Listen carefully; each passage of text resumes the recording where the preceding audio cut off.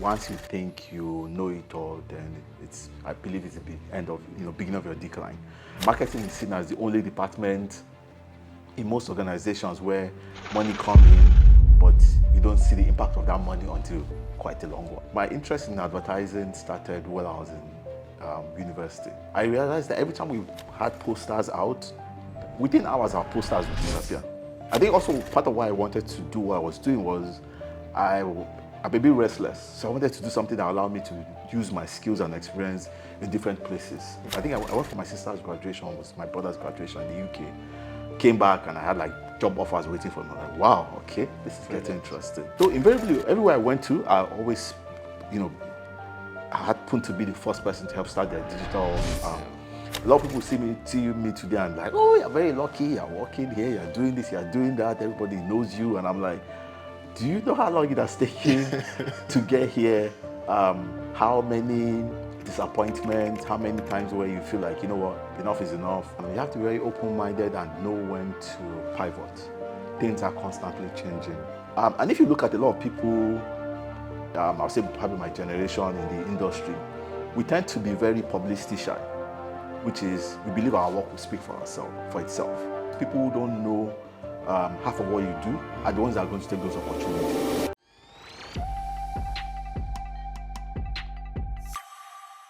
Hi everyone, welcome to Stories and Journeys, where we explore the transformative power of learning, growth, and resilience. Join us as we uncover untold narratives and ignite curiosity. My name is Oluwatimileyin Oyedeji, and joining us today is a renowned marketer within the marketing space here in Nigeria and in Africa at large. It's someone I truly respect.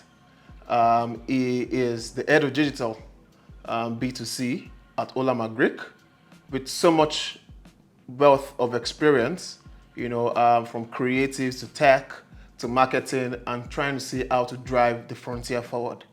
It's no other person than Dotun Babatunde. Hi, Dotun. Hi, Timileyin. Thank you very much. It's nice to be here, finally. True.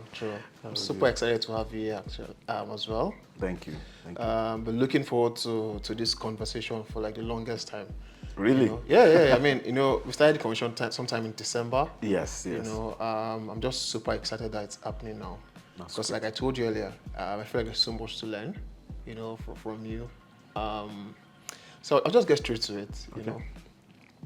Looking at you right now, like I think when I first met you, you obviously were occupying the role you currently occupy as the head of digital marketing, for one of the top FMCG brands here in Nigeria. Yeah. How has that been for you?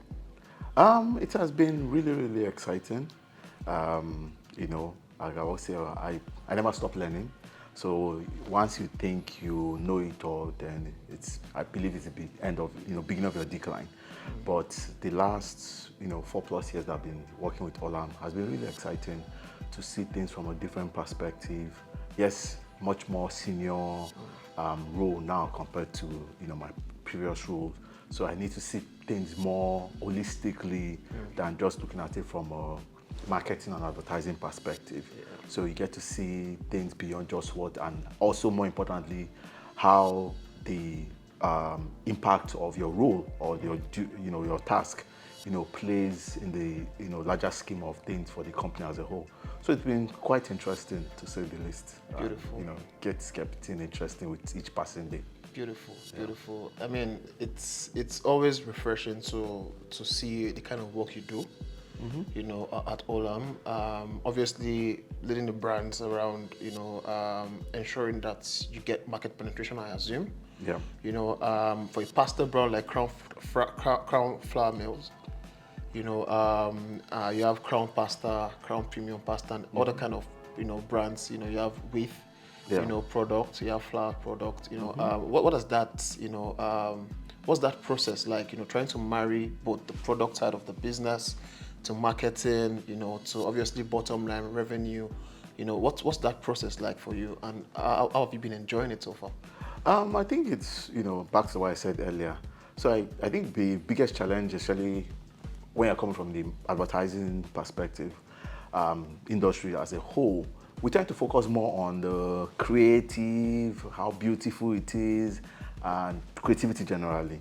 But when you move to the client side, as you know, I am now, you have to look at things from a totally different perspective, which is to look at how is the impact of what you're doing adding to the bottom line of the business. So you're not just looking at how beautiful is the creative or what impact is it going to, but more importantly, now more than ever before, a lot of companies are looking into performance marketing. The days of doing branding for branding's sake is still there, but also now people are, a lot of companies are now asking the marketing department, how is your your role or your activities adding to the bottom line. So you get to look at things from a totally different ball game. I remember, I think it was this sometime last year or so, had a interesting conversation with a few industry colleagues where they were asking that, looking at ads generally and saying, oh, this is award winning and things like that, and they treat back to us, those of us that left the agency to the client side, to say, look, so you people will come and tell us you don't have budget or you kill the ideas. And I'm like, I don't have a problem with great ideas. The problem is not with the great ideas. The question is, can you replicate that great idea every single week or every single campaign? If you can, all well and good. But from the client side, we're looking at more than just the creativity and the impact it's going to have. We're looking at a whole different spectrum of things, how is consumer satisfaction, the impact on the bottom line of the business, amongst so many other things. So it's slightly different, compared to the way you look at it coming from the advertising industry. So it's been a whole mindset shift for me, generally. So I tell people now you have to more or less like be a business person as well. Look at things, because marketing is seen as the only department in most organizations where money come in, but you don't see the impact of that money until quite a long while. Correct. Yeah. Correct. Because obviously there's also so much around brand building that also goes into that. Oh yes, space. definitely. You obviously need to build affinity with your customers, Yes. endear your brand in such a way that you remain top of mind. And when the purchasing decision comes, you're the brand they go for. Yeah. Interesting. I would dial back a little. Okay. You have almost a decade of experience, in the industry. What would you say has been that driving force? What would you say has propelled you, to this stage? It's just been always curious, wanting to learn and also wanting to do things differently. So if I go back, quite even long before I started working, my interest in advertising started when I was in university. So it started off as my first fresher year when I was in Kiel University, and I went to the student union. So we had different departments, different union, different activities, trying to encourage you to come and be part of, whether it's football, rugby, basketball or whatever. I was like, no, I'm not interested in any of those because I played a lot of sports during my A levels. So I said, okay, you know what?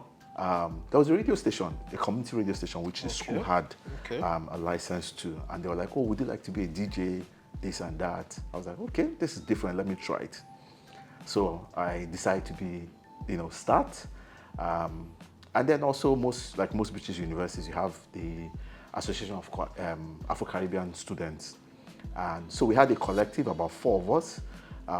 We formed the DJ collective and we were DJing for the Afro-Caribbean Society. Interesting. And from there, we now decided to have our own independent show on campus, because we had a lot of Afro-Caribbean students and African students, but there was nothing tailored to for that community. So we're like, oh, let's do something, let's charge, do a proper show, and charge a gate fee and everything. So we started, and it was quite interesting. None of us had any creative or advertising experience, or even know how to use any creative, tools then. So we had our first show, which was literally cutting out a model out of a magazine, pasting it on paper and using PowerPoint to draw our letterings. And then we just did photocopying en masse and pasted around campus. So this got me interested. I was like, this is, seeing the reaction and reception we got from our first show, I decided, okay, I want to learn more about this. Okay. But access to, computers back then was a bit limited. I think the only publishing software that was popular was still Quark Express at that point, and I had no clue. There was a magazine where I was able to get a free version of PaintShop Pro, and I just sat down and just started learning. I was doing my first degree in economics and computer science anyway, so it was an opportunity to learn a new software. So we started, I started learning, and we just started, experimenting with our creatives.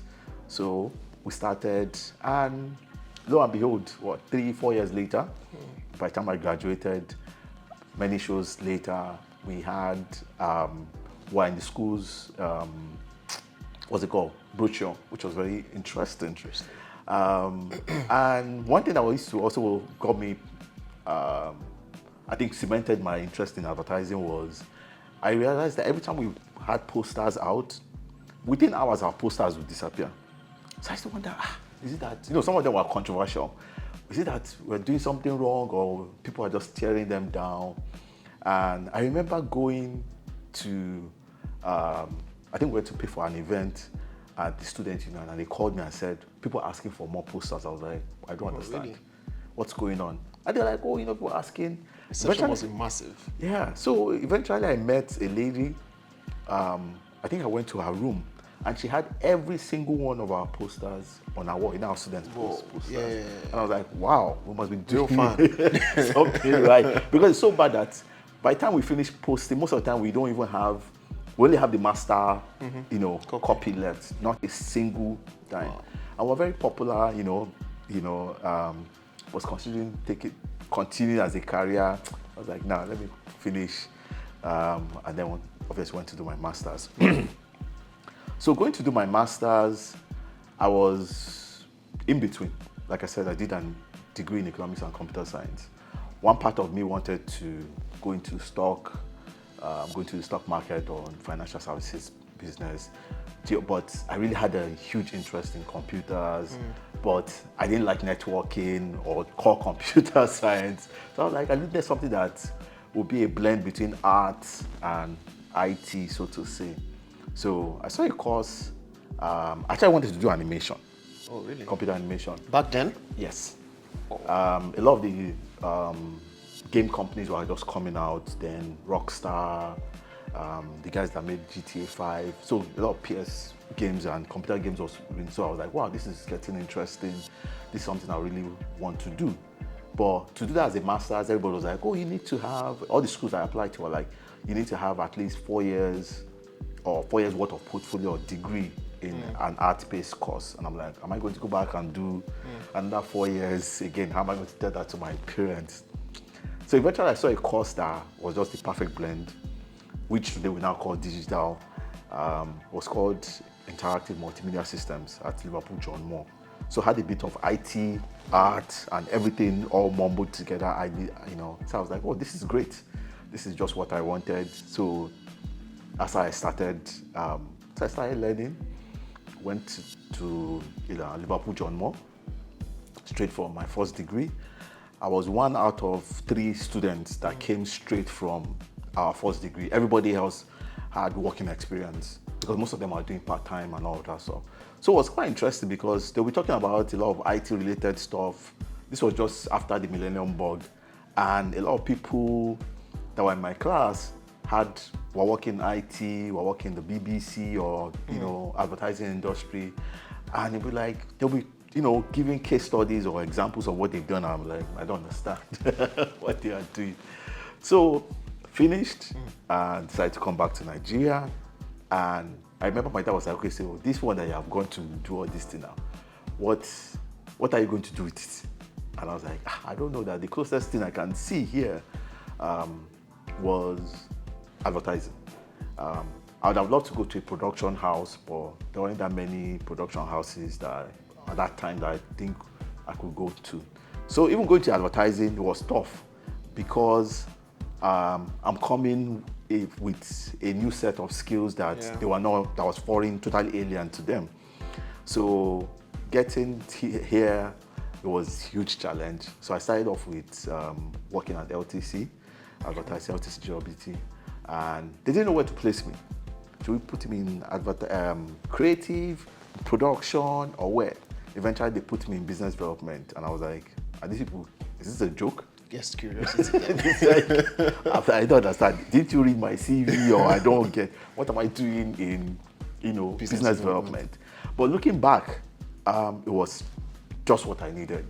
So my first, during NYC, I was in business development. I used that opportunity to learn how advertising work, the business side of it, interface with a lot of clients. I was managing accounts like Shell, Cadbury, and a few other brands like that back then. So after NYC, my creative director then called me, Mike Archer, and he was like, oh, so, while I was doing my NYC, they allowed me to do a bit of the multimedia that I was doing, as it was still called back then. And they're like, oh, okay, this guy has more he can offer. And then I was always constantly in conflict with the creative guys because they're like, oh, this is going to take 2 days. I'm like, excuse me, I can do that in 5 minutes. So it was like, where do we put you? Creative, production, or where? Eventually, I ended up in production. So I was doing a bit of, I think also part of why I wanted to do what I was doing was I'm a bit restless. So I wanted to do something that allowed me to use my skills and experience in different places. So whether it's coding, editing, production, writing, doing graphics. So I just wanted something that I would not be bored at any point in time. So I started off in production, ended up in creative. I was just jumping here and there. And from there, I was there like for a couple of years. All my friends were moving to other agencies. I was just stuck and there was nowhere to go to because every other agency I went to, like, you're doing what? Multi-what? And it was tough moving. Yeah. But the final break was, I think, the second year of Life Awards, the Lagos Advertising and Ideas Festival. So I was called to, first of all, build the website for the advertising, AAN, the Advertising Association of Nigeria. Okay. So I built that one. They now came and said, oh, we need somebody to help us sync all the awards, the whole production back end. And we were still using Adobe Flash back then. Okay. I had the experience with, Final Cut Pro, Adobe Premiere and all that stuff, but there's something much easier. So I was like, they called 3 of us. Out of the 3, I was the only one that agreed to do it because the other 2 guys were like, since they're not going to pay, they're not going to do it. Oh, so you did it for free? Yes. I actually wanted to pull out as well, but it was my dad that said, you are saying you're looking for opportunity. This is probably the only opportunity you ever get. I didn't understand at that time until the day of the awards, after backbreaking work for 4 weeks. Did the, what's it called? Got to the event, the venue of the event, and I was like, wow, this is interesting that this is actually an opportunity for me to showcase my experience if this goes well to the whole industry. Everybody who was there. And as luck will have it, everything went well. Nice. And I went from somebody that nobody was interested in or didn't understand what I was doing to now having like agencies like, oh, who was the guy that did that stuff for Life Awards? I think I went for my sister's graduation, was my brother's graduation in the UK. Came back and I had like job offers waiting for me. I was like, wow, okay, this is getting interesting. And luckily by that time too, digital was coming to its early stages. Yahoo, Yahoo advertising was becoming very big before Google came into the play. And so I went to, left LTC. I joined Bates Kose. From Bates Kose, I went to Etisalat as one of the first digital person they have. So from there, so invariably, everywhere I went to, I always, I happened to be the first person to help start their digital. So from Etisalat, I came back to the industry. I worked at Noah's Ark. From Noah's Ark, I went to 141. And then from 141, I went to Bite Size, which was my last agency and my first full digital agency. So, and then from Bite Size, I moved Health Plus briefly, and then finally to Olam over a 20 plus year, period. But the beauty of the whole thing is that in all of that journey, I didn't apply for any job. I think maybe only once. Every other one was always somebody that knows me, would refer me, or somebody, just say like, oh, that guy, call him, let him come and do this. And over the last couple of years, I worked on almost every category I can think of. Fantastic. From insurance to tobacco to FMCG, one way or the other. So it's been quite interesting. Well-rounded, well-rounded. I mean, and it all speaks to something you spoke about earlier, value. Yeah. I know you started off by saying curiosity led you to, pick up a few skills. Mm-hmm. But I think going back to what your dad told you about the opportunity, it's about you being able to prefer, give value. Yeah. And from what you said, you sort of delivered in getting you opportunities. But what's your take on, value? Giving value, and how has that? So, I read a book some years ago, Rich Dad Poor Dad. It talks about even money, the concept of money. It's not so much around what you do per se, but the value you deliver. So, value. How do you think value, and curiosity, sort of brought you to where you are today? So I think the way I always look at it is this: is not to put the cart before the horse. A lot of people think, oh, I want to be this, or I have this knowledge base, and they put either money or other things in front. For me, it was just like, look, I have this knowledge. I've always had that thing at the back of my mind. I don't know enough, and I'm willing to learn from anybody, whether senior or junior to me. You never know who has more experience or what you can learn. I used to notice that thing a lot when I was working, especially on the advertising, on the agency side, where you have people who have set skills or they're very good at the particular software or particular area, and they just stick to, they don't want to share, they don't want to learn. So I just felt like, on one part too, for me, I think was also the fact that I realized that I couldn't do this alone. We had limited people who were doing what I was doing. I think we're less than 10 at that point in time, that were doing what we were doing at that point in time. And if you don't share or you don't teach other people, then what's the point? So for me, it wasn't always about putting money at the forefront, or just like, if this is my own contribution to the industry or my own contribution to society as a whole, so be it. So in the process of doing that, I ended up also learning from a lot of other people. So, I think we were discussing, off air earlier, and also discussing with somebody yesterday as well. A lot of people see me today and like, oh, you're very lucky, you're working here, you're doing this, you're doing that, everybody knows you. And I'm like, do you know how long it has taken to get here?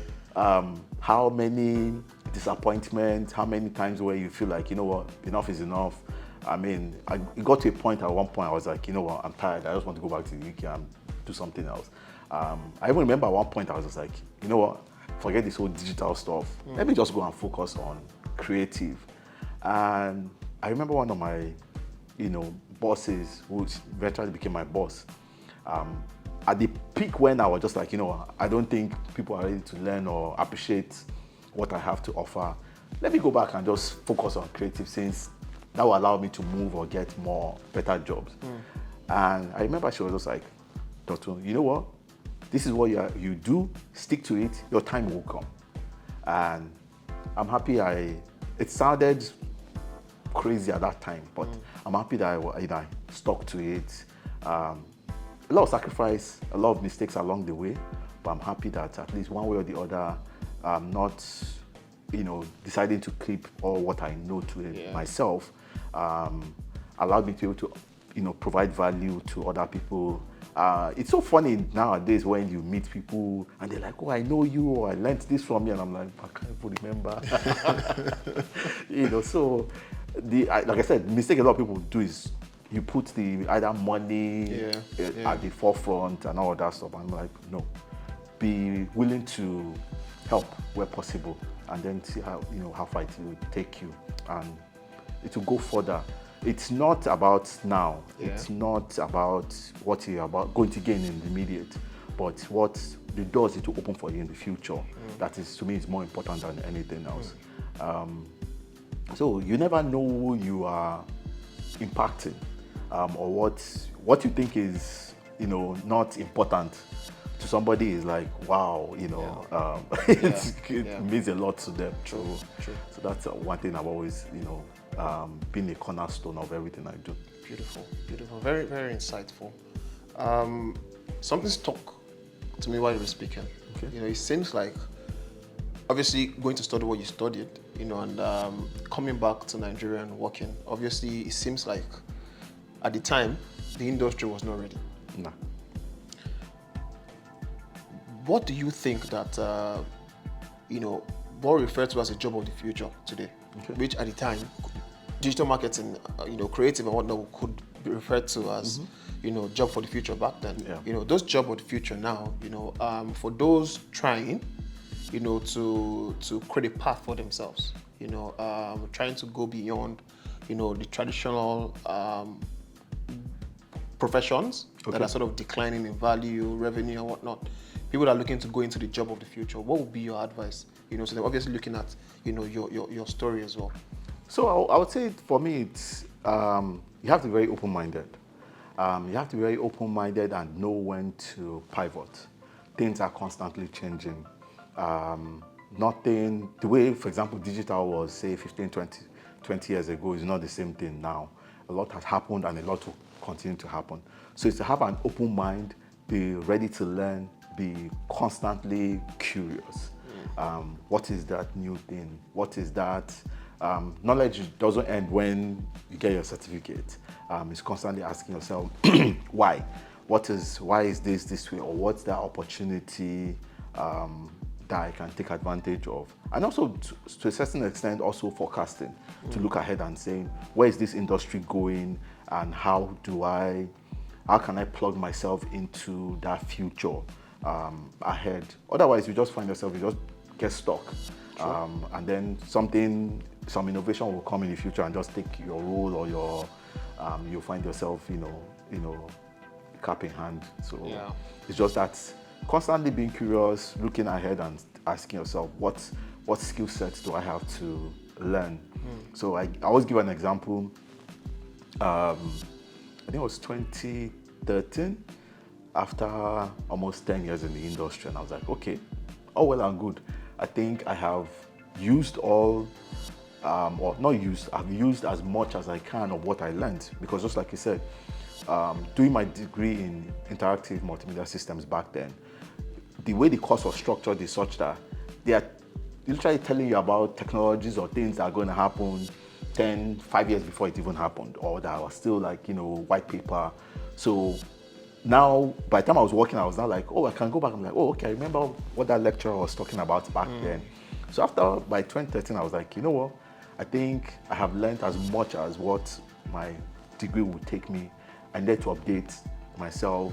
New platforms are coming. Facebook was coming or was around at that point. Google was around, and a lot of things that I didn't learn, when I was in school.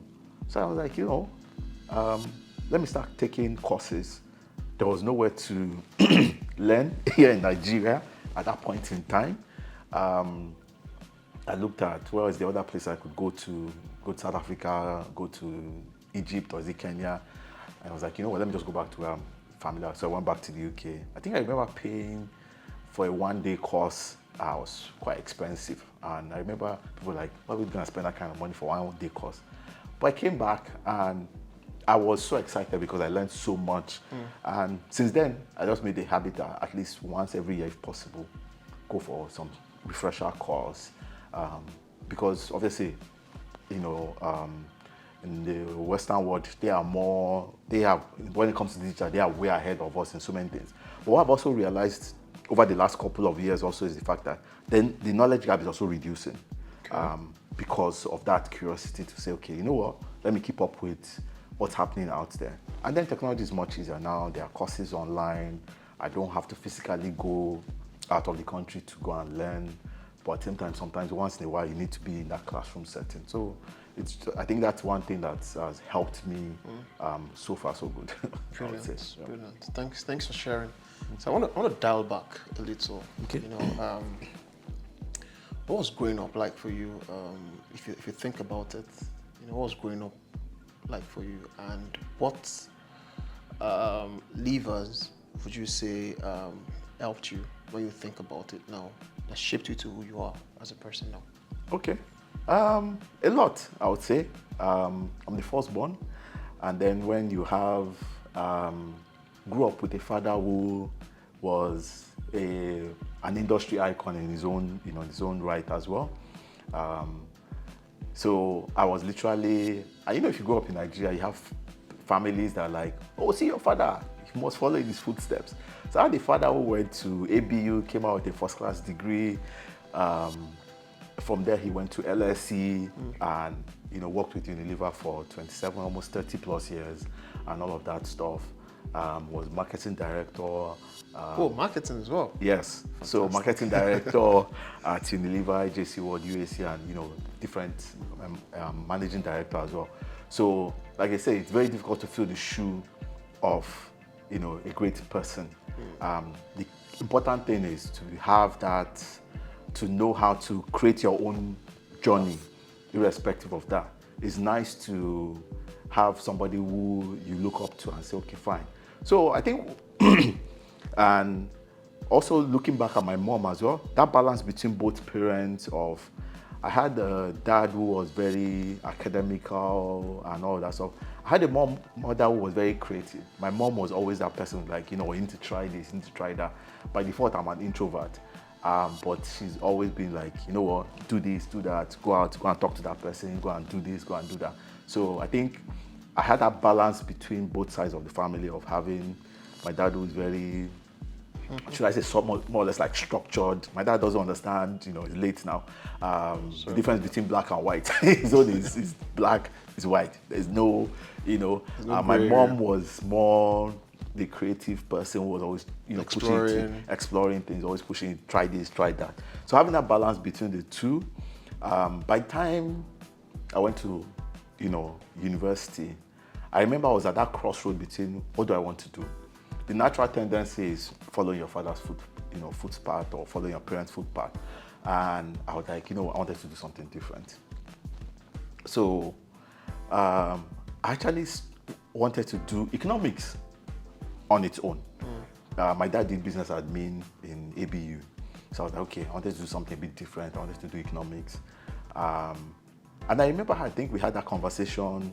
IT was becoming very big. So my dad was like, called me one day. I was like, you know what? Computer is becoming very big, I think you should do it. So I was like, okay. How many schools offer economics and computer science? So I was like, eventually found a school that allowed me to do both. So which was Keele University. So I decided to do it. So along the way, it's so funny when I look back now. The economics that I wasn't, eventually, I think because of my dad's prodding or advice, and I actually was more interested in computer science, but it was a struggle. The economics part that I lost interest in was a walk in the park for me. So I was not like, wow, this is weird. So I think eventually by the time I went to do my master's, like I said, finding that balance between both subjects, something that will bring that creative side of me and also that IT, which I really wanted to do, but eventually happened. So I remember when I first came back to Nigeria, because I remember even when I told my dad I wanted to go and do my master's, it was like, in what? I said, interactive multimedia systems. Said, what is that? So when I came back, I was like, okay, this thing that you say you have done now, let us see what you can do. So I remember I designed the logo for his, his company when he retired for him. And it was shocked. It was like, oh, finally, I can see where money went. So, so I've always been a bit of, had that creative leaning, like I said, from my mom's side. When I was in school, even when I was in Nigeria, before I left Nigeria, I was in theater, used to do a lot of stage plays in church. And I did that well when I was, went to do my A-levels. Even when I was in university, I did a couple of Shakespeare while I was in university, plays and stuff. So that interest of being able to play both sides, and having parents that encourage you to keep pushing boundaries, and the sky's your limit in terms of what you want to be. So it's not as much as they are not trying to pigeonhole you into, oh, you have to do this course or you have to do that course. All along, they've always been like a guide to say, look, this is where this can lead to, this is where that one can lead to. So it's very interesting. Like I said, being the first out of 4 kids, I have 2 other brothers and a sister, our last one. It's so interesting that when I look at the family, myself and my middle brother, I was expecting I would do something more science-based. Like I would say more, I did follow more of the art, direction. My brother, he also followed the science, he's more into art really? now than anything else. So every day, we end up doing almost the opposite of what everybody expected, individually. So it was quite interesting. While I was in Nigeria too, it was a bit tough. I guess for any child at that point in time, had all the ASU strike, all sorts were going on, and deciding in terms of what to do next was quite tough, like I said. So, and like I said, also having a father who was a legend in his own right. Typical African family, you see your father, you have to follow. Yeah, So you're kind of asking yourself, nobody stops to ask you, is this what you want to do? And all of that. Well, it's nice to have, parents that allow you to make your mistakes, which I made plenty of, but as well as learn from it and, move on. So it was quite interesting. Do you still recommend that mode of parenting now? Yes. And why? I think, so like I said, it's a bit of a balance. As I always tell people will say, follow your passion. To me, that's the worst advice. Passion that don't put food on your table is a waste of time. If I follow my passion, I'd rather sit down at home and do nothing. You understand? So you have to find a bit of balance. Like I said, it's also to look ahead and ask yourself, this is what I want to do. Can it provide for me? Where does the future lead? 2, one question I think my dad used to ask us, if I remember very well, when we wanted to decide what career path you wanted to choose, he would tell you to give him 5 reasons why you want to choose that, why you want to go that particular, career course. And he won't stop you, but his own approach is you go and think about it very well before and by the time you come to him to say, okay, this is the justification of why I wanted to do this course. So it was funny. I had 3 courses I wanted to do. So first of all was economics, second one was medicine, and the third one I think was law. So I explain why you want to do those courses. So I said, okay, economics, I wanted to follow in his footpath. Medicine. My mom used to be a nurse as well, in the medical line. And I remember, I think my mom was like, I'm too clumsy to be a medical. I'm very clumsy there. I'm too clumsy to be a medical person, so I didn't choose that path.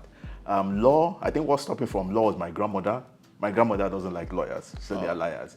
So I ended up just following, the economics route, and that's how I got to where I am. Interesting.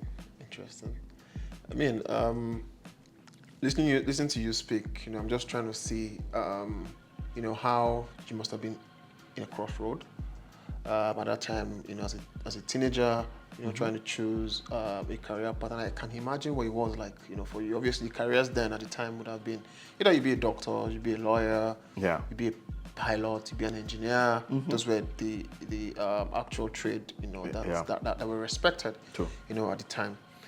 But for young ones now, at that crossroad as well, obviously looking at what you know now and the way the world has evolved, to be actually globalized, what would you say to such people that are within that frame of mind?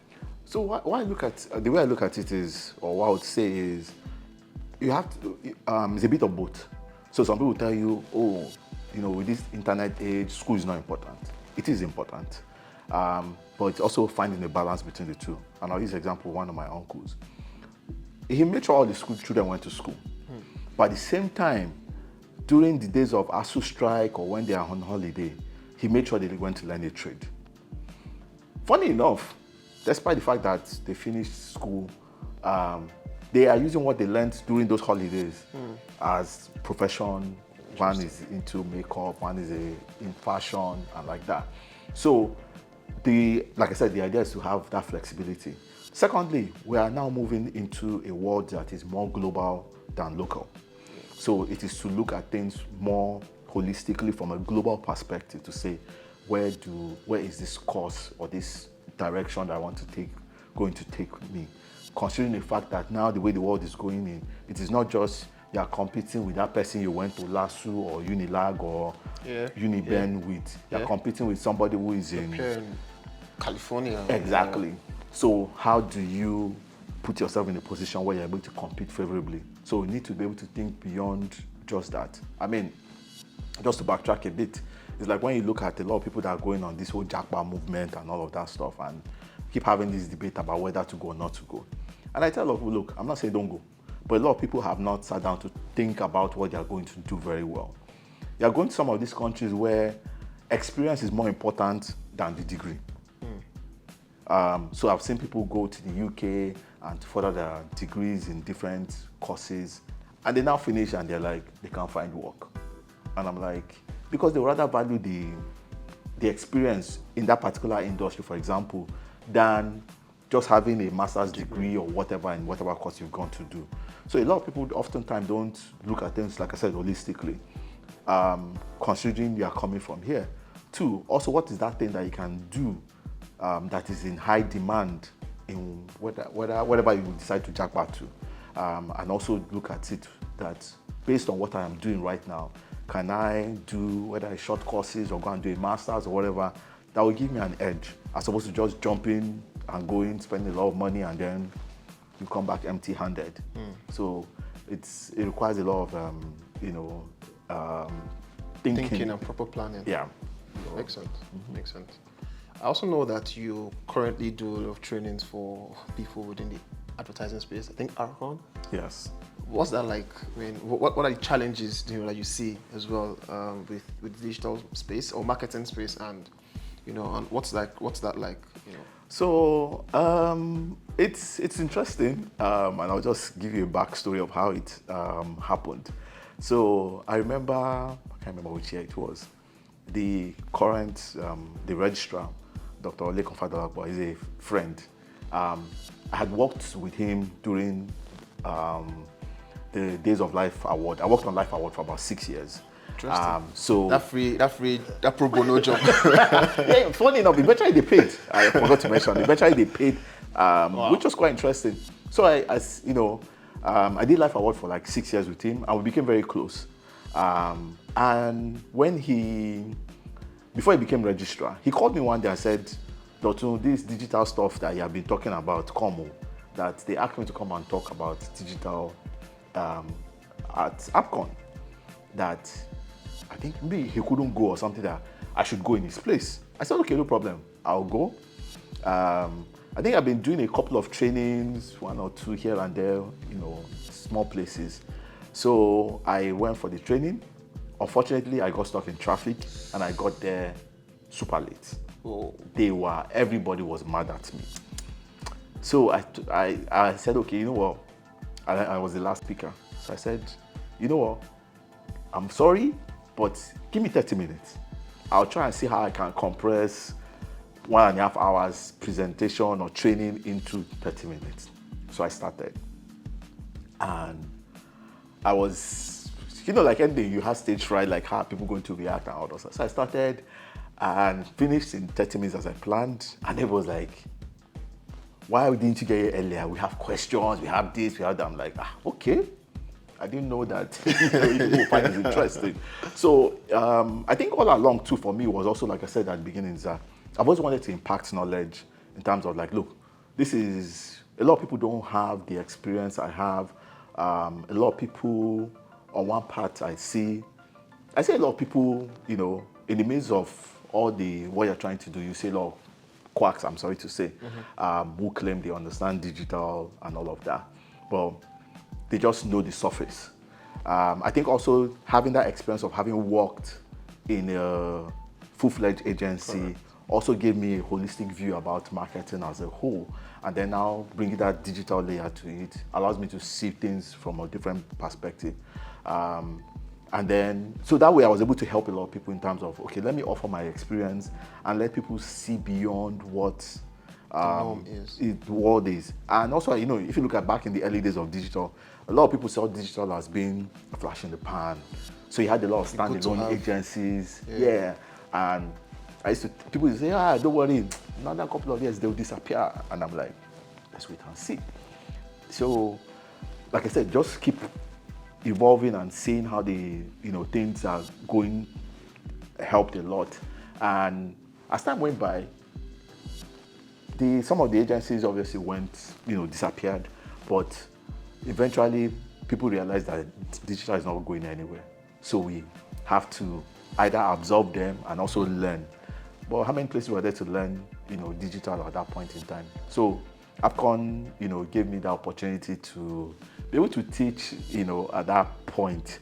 So I think a few months later, just around during COVID or so, I think just before COVID, Dr. Lekon Fadolapo now became the APCON registrar. So I got a phone call saying, can you come to Abuja? I said, for what? He said to come and teach digital. I said, okay, no problem. So I went, and that's how the story of how I started teaching APCON, different parts of the country. I remember, I think I was in Kano once after the lecture. The guy came to meet me and was like, you mean they pay you to come and talk? I mean, to come and talk about what you do for a living? Yeah, I said yes. I was like, really? I said yes. So people find it very strange because sometimes I think initially I found it being confusing because like, who would want to listen to you talk about something very technical in some cases? But I think one of the ways I've always looked at it is look at it from a strategic, let people understand the science behind what you are doing, the reason behind the psychology behind digital, not just talk about the platform, the reason why people are using this platform, over that. So it was quite interesting. So I think last year at the National Advertising Conference where I was asked to come and speak, I met one of the APCON participants and she was like, oh, I remember you very well. I'm like, from where? She was like, you came to teach, I don't know which city it was. I said, oh, okay. I said that, a lot of times at the end of lectures, you're wondering, was it impactful? Did people enjoy it? And she was like, that yes, we did that. If you weren't that good, they wouldn't have asked you to come back. I said, oh, okay. I guess that's the celebrity status came from. Yeah. So over time, and then in 2018, myself and a couple of friends, we started Lagos Digital Academy, as like a social impact initiative to, teach people about digital and all of that stuff. The beauty of also what I try to do, or what we try to also do then, is to tell people, use case studies from Nigeria. You go for a lot of trainings or a lot of videos on YouTube, and what you get to see is cases of things that people have done in other countries, and people can relate to them. So what we try to do. So, but work, COVID did not allow us to continue, but I still do my trainings wherever I am called to help in any way possible. So it's been quite interesting. It's really beautiful because looking at the way you explained your background and growing up, you were curious. Yeah. And that drove you to learn. Yeah. You then acquired the skills and knowledge, and now you have that thirst for training, for impacting that knowledge. Yeah. And it somehow seems like because you have that belief or that ideology, the universe, is sort of orchestrating opportunities around you being able to do what you want to do. Yes. Is that it? Do you think that is what's happening? Yeah. I mean, it's just like saying opportunities meet preparation. So, You just, I mean, I think I remember, I can't remember very well which year it was, but I remember my first training class, and I was wondering, will people listen? And I was amazed that, people listen with such rapt attention. They had a lot of questions to ask. What always amazes me when I do my training is when you finish. I think the toughest one is always when I do trainings in Lagos, because they're dealing with people who are either in the industry, so they're like, okay, I'll go and sit down. But I'm always surprised when people now come like, oh, okay, I didn't know that. I'm like, okay, I didn't know that. It could be of impact. So it's that, for me, is what is the point of knowing so much and not being able to help? So I think I'll go back to when I was in 141. When I was about to leave 141, I remember talking to the MD, Bumioke, and I was like, I think I was asking her for advice in terms of like, look, why are you in an industry that's predominantly dominated by men? What has she done to be able to stand out consistently? And she was like, just that, never die attitude of just keep going out there. And I remember she said to me, Dotun, I think when I told her I was leaving, she was like, I'm not surprised. I was like, why? She was like, this place can't contain you. I'm like, I don't understand. She was like, did I remember doing my interview a few years earlier, that the interview was more or less like a lecture than being an interview. So I was literally lecturing them about the value I was going to bring to the company and teaching them about digital marketing. Because I remember somebody was asking me that, as agents, they say, come for a test. I said, who's going to market? You can't understand. So she was like, no. And I said, so how do you, that, and if you look at a lot of people, I'll say probably my generation in the industry, we tend to be very publicity shy, which is we believe our work will speak for itself. And I remember she told me, she was like, no, that you need to go out there, stand on the rooftop and make as much noise about you and what you do. Otherwise, what you find is people who don't know half of what you do are the ones that are going to take those opportunities. So as much as, by default, I tell people that I'm an introvert, but the nature of my job and the industry I find myself in, you have to be out there. And so even, I think taking advice on board or that Bumioke, told me then, I was just like, okay, let me start gradually. And that's how I, started, putting myself more out there. I remember a couple of interviews that I've been to, where people will be like, they'll see my CV like, where have you been? I'm like, I've been around now. What do you mean, where have you been? I'm like with this kind of experience and this knowledge, how come we never heard of you? I'm like, I just don't want the attention. But now Just knowledge just speaks for itself. Yeah, that's what you hope that, the way, like I said, our own generation, the way we are, is to look at, oh no, I don't want to make noise, let's, what's it called, speak for itself, and people will get to know us. So over the years, I just kept on pushing myself out there, helped with the start of O2 Academy when they were starting, and I still do show up as a guest lecturer there every now and then. Oh, so, like I said, O2? Yeah, O2 Academy. Madu. I started it together with Mozone when we were working in what's it called, 141 back then. Nice. So but like I said, you just make that effort to just constantly push yourself out there. So Great. And I didn't.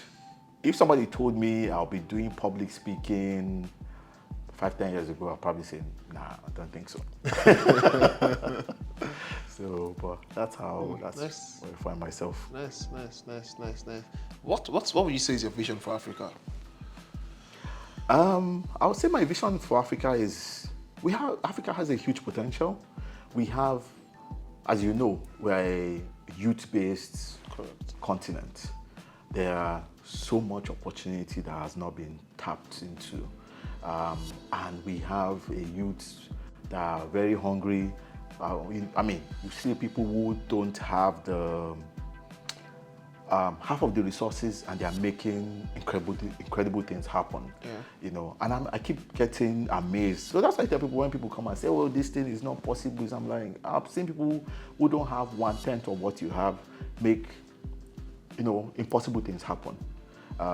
So there's huge potential, and I believe that as more and more resources are put in place, the sky's the limit. And I believe the onus is on us, for those who have the knowledge and the experience, to pass it on.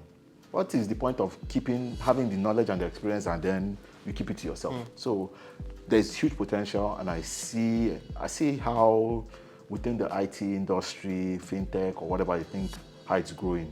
I see a lot of potential, you know, as Africa being a hub in terms of innovation and creativity generally. So there's so much that we have not tapped into. Great. So meaning that beyond Africa being the dumping ground or the consumer market, we can actually get to a stage where Africa becomes like a producer and begin to export. Oh, definitely. More. Definitely. Not like we don't have any cons in Africa, we do, but like begin to export more, and that can happen without the government. Oh yeah, because like I said earlier, the world is a global village. So now the question is not going to be, oh, I am being constrained by my local environment. If I cannot, you know, find myself here, how can I explore beyond where I find myself? I was watching a video on TikTok or YouTube, and saying where are the countries where you have the largest number of Nigerians, and you find that Nigerians are in almost every country you can think of. And they, in their own, despite whatever limitations they find themselves in, they are making things happen. It's unfortunate that we have a lot of bad PR, more than the good PR. But I believe with time, not just Africa, not just Nigeria, but Africa as a whole, with that youth-based population that we have, it's only about time before things start happening. So there is so much potential out there. Absolutely. I mean, it's been a pleasure chatting with you, you know, and learning from you. Actually, your story is quite inspiring. Thank you. You know, and I hope that, you know, we get to just, you know, explore some of the, you know, germs that you shared with us today. And for everyone watching, the sky is actually the starting point for your greatness. You need to just tap into your potentials to ensure that, you know, you unpack, you know, all of those hidden gems. Put yourself out there, give more value as much as possible. You know, do not relent, and you can be whoever you really want to be. Thank you so much, Mr. Dotun, for your time. Thank really you. do appreciate it. Thank you. It's been insightful and inspiring, you know, speaking with you today. Thank you so much for coming. Thank you very much. Appreciate it for having me. Thank you so much.